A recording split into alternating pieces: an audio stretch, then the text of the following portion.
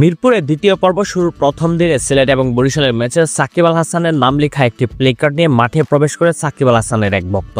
সেখানে লেখা ছিল, যত যাকেই আনেন বাংলার ক্রিকেট সাকিব ছাড়া মূল্যহীন, মিস ইউ সাকিব। ঠিক তার পাশে আরেকজন ভক্ত দাঁড়িয়েছিল তামিম ইকবালের প্লেকার্ড নিয়ে। এই ভিডিওর শুরুতে দেখা যায় সাকিব আল হাসানের সেই ভক্তকে তামিম ইকবালের ভক্ত বলছে সাকিবের প্লেকার্ড নামিয়ে ফেলতে।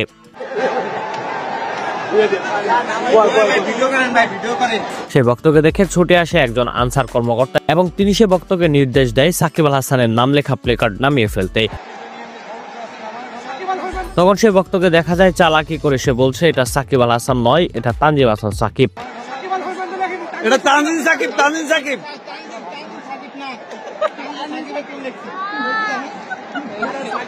এটা সাকিব লেখে, সাকিব। এটা শুধু সাকিব, থাক থাক। হ্যাঁ হ্যাঁ,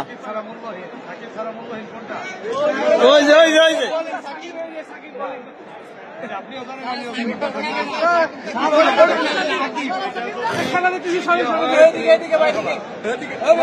কারণ ওই দিন সিলেটের হয়ে মাঠে খেলছিল তানজিম হাসান সাকিব, তাই সে ভক্তকে দেখা যায় সেজন্য তানজিম হাসান সাকিবের কথা বলতে।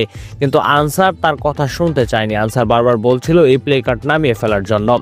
তখন সেই ভক্তকে আবার দেখা যায় তিনি বলছিলেন ওইদিকে তামিমের এক ভক্ত তার প্লে কার্ড নিয়ে দাঁড়িয়ে আছে।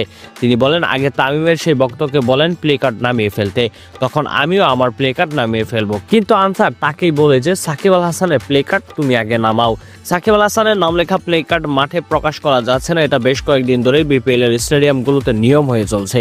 ভাইয়েরা, আপনারা কি মনে করেন এই নিয়মটা কি আসলেই যৌক্তিক? সাকিব আল হাসানের প্লে কার্ড কি সত্যি মাঠে প্রকাশ করতে দেওয়া উচিত নয়, নাকি একজন বাংলাদেশি তারকা ক্রিকেটার হিসেবে সাকিবকে এতটুকু সম্মান দেওয়া উচিত?